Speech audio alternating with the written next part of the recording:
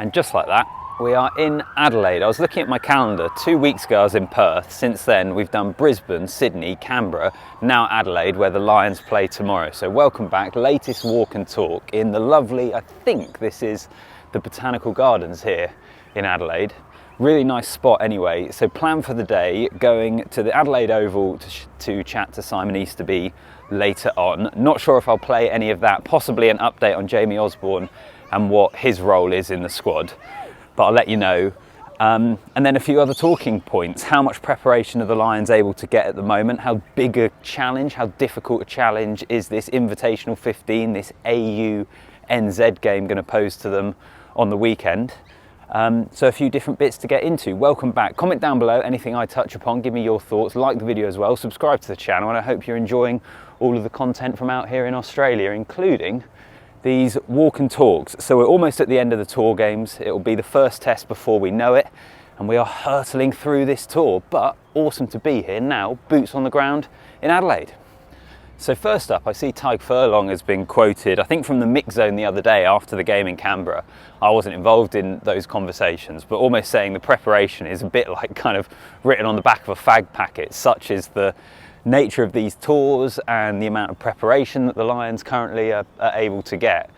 It is a real challenge, isn't it, for them? We've been speaking about it throughout.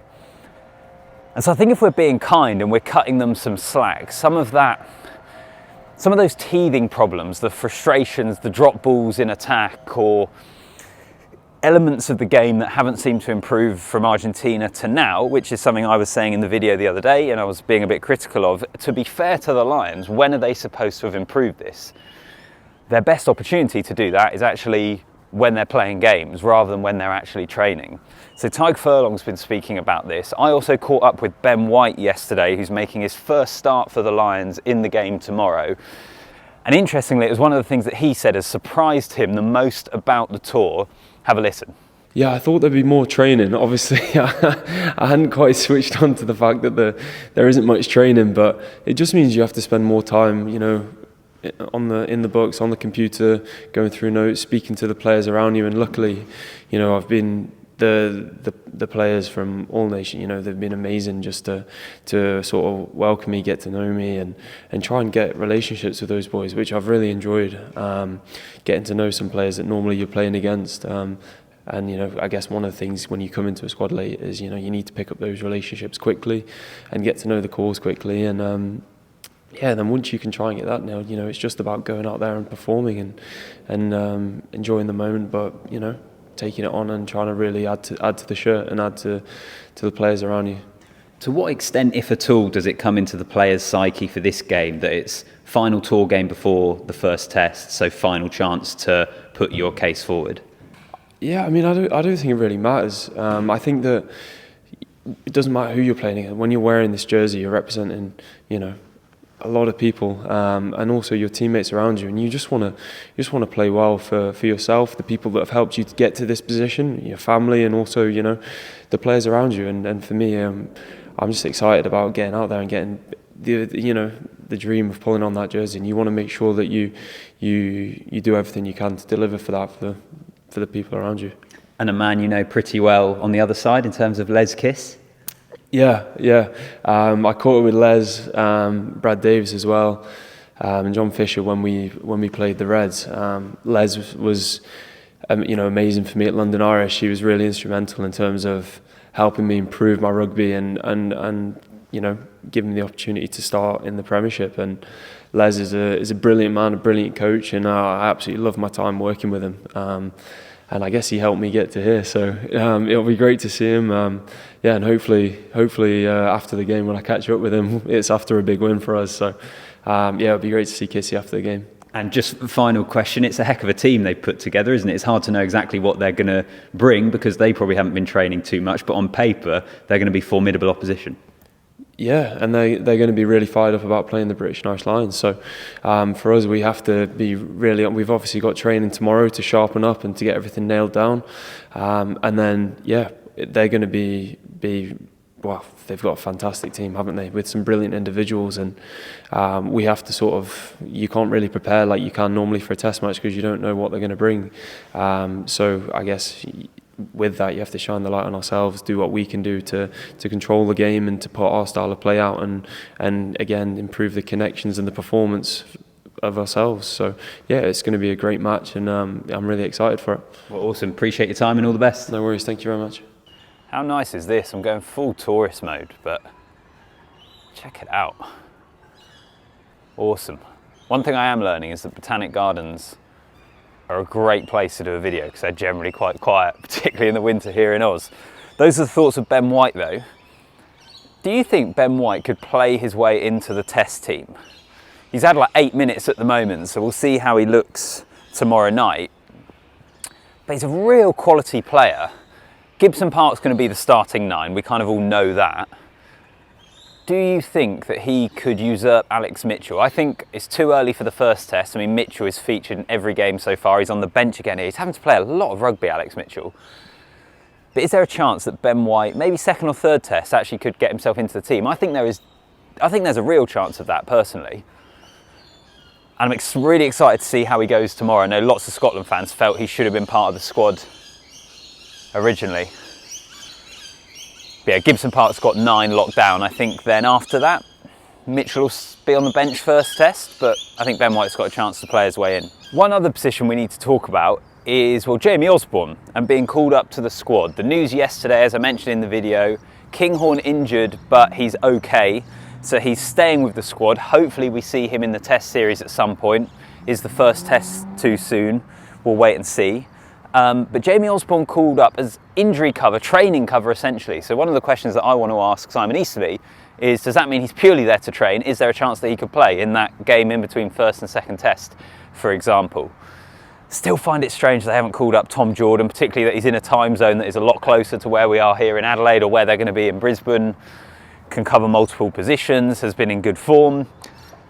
So we'll get to all of that, but I am here at the Adelaide Oval, stupidly early in all honesty, but we'll speak to the Lions. Let's have a little chat with the Lions. I'll give you a pan around actually. Can you see it? Might be able to see it through the trees there, just about. Probably not really actually. Anyway, you'll be able to see the city here in the distance, some of the high rises, and I've kind of done a loop from this direction over here, round through the Botanical Gardens, and back up to the Adelaide Oval. So I'll be back with you, the other side of Simon Easterby.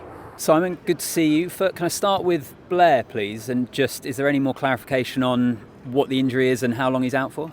At the moment, sprained knee is what we're hearing. Obviously, he didn't look great on against the Brumbies, and it was the right thing to do to pull him off.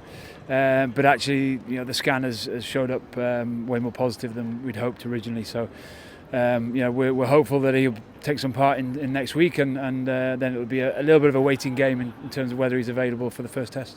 Simon, with Jamie being called up, is that on the press release it said to train? Is therefore he's not going to be taking part in any games? Is it just purely to train? Initially it is, but I guess like anything, there will be injuries along the way. There'll be injuries. Jamie's he played really well for Ireland against Georgia. He's a versatile player as well. He can play in the midfield. He can play anywhere in the back three as well. So he has that versatility, which is crucial on a Lions tour. So certainly he'll be coming in to take part in training and add when he does that. And then if something happens and further down the line in the next couple of weeks that we know we've got a really good player on our hands, and he has the opportunity then to impress and potentially get an opportunity. And was it a case of he was just the next cab off the rank, or was there any consideration in terms of time zone and a Tom Jordan, for example, being a lot closer? I guess we discussed a couple of names. Tom's been one of them and a few others. So, I guess it was just seeing what we had available for this weekend, knowing that we could get Jamie across by the sort of start of next week, and then he's got a full week's training with us for the first test. So it kind of it made sense that we picked him. And just finally from me, heck of a venue we're in here. And do you expect this game to be possibly the biggest challenge you've had on Aussie soil so far? And you look at the names on the team sheet, it's pretty impressive. It is, really impressive. It's a different challenge, I guess. They're not a team that will have played or obviously trained too much together. So that for me gives us a great opportunity. It's a different challenge in terms of the individuals that they've got in their group and what they'll be able to do as individuals. What they won't have done is have a lot of time together. So that for us, I feel that can be an opportunity for us to to put a lot of our stuff into practice, and yeah, it'll be a great challenge against what looks like a really strong squad. So that is what Simon Easterby had to say about Blair Kinghorn, Jamie Osborne, and as you can see behind me, the Lions have come out here to start prepping. We're not going to see too much. They normally just play a little bit of football and mess around until they get rid of us in the media, but I wanted to finish this with a few thoughts on the Wallabies. News out of the Wallabies camp today. So Noah Lolesio, as we know, has been ruled out, which is a pretty disappointing injury. But James O'Connor has been called up in his place, winding back the clocks. He was the 10 for the Test series back in 2013, 12 years ago, and he has been called up once again. So who are the Wallabies going to go with at fly half? Is it going to be Ben Donaldson, who plays a bit of 10 and a bit of 15? Is it going to be James O'Connor as the experienced option? Do you want that experienced head running the ship for a Test series of this magnitude? But he hasn't been part of the training squad until now. You would have thought the 10 is going to come from that core group that have been training with them for a while. A Tom Liner, a younger guy, not many caps, but bags of potential. What they do in that area, I think, is going to be, frankly, pretty fascinating. I'm intrigued to see exactly what it's going to be and what they go for, but certainly a huge selection for Australia, so keep an eye on that one over the next week or so. Final thing that I will mention, round it off this week. Originally, this game in Adelaide, I was honestly expecting it to be a bit of a damp squib in that they would have played all the Super Rugby teams, they'd have this game, you kind of just want to get to the Test week, but having seen the team that has been selected, this Australia-New Zealand Invitational 15, does this have the potential to be their toughest game on Australian soil up to this point? I think it potentially does. I think it could be a real test for Lions, which I think is a great thing, by the way, because we've seen plenty of games that haven't been all that close. The standard of rugby hasn't been that high. The question for this side is, are they going to click? If they do click in the way that they have the potential to because of the quality of players, this could be a huge test for the Lions. It could easily be their biggest test on tour so far. And I hope it is that. Also, anecdotally, having been in Adelaide now for not even 24 hours, but I think you can sense that there's a Lions test and a Lions match happening here, more so than in a lot of other of the cities we've been in. You see more advertising. It's the first time that the Lions have played in Adelaide. It feels like a bigger event. So this stadium is awesome. It's one of the great things actually about being on this tour. Some of the stadiums you get to see, some of the historic cricket grounds, and if I flip the camera around here, got one of the Riverside stand here in front of me, but you kind of look all around and it is a wicked ground. And I think hopefully we are in for a really great occasion. So what do you think? Is this going to be one of, if not the toughest test that the Lions have faced on Aussie soil so far? And what are they going to look like? What is this team of an Invitational 15 going to look like? I think it could be actually a much better occasion than I was originally expecting. I'll leave it there for this walk and talk. Drop a comment down below, like the video, and subscribe to the channel. Give me your thoughts. I hope you've enjoyed this episode. We'll be back here tomorrow at the Adelaide Oval as the Lions take on the Australia and New Zealand Invitational 15. I'll see you next time.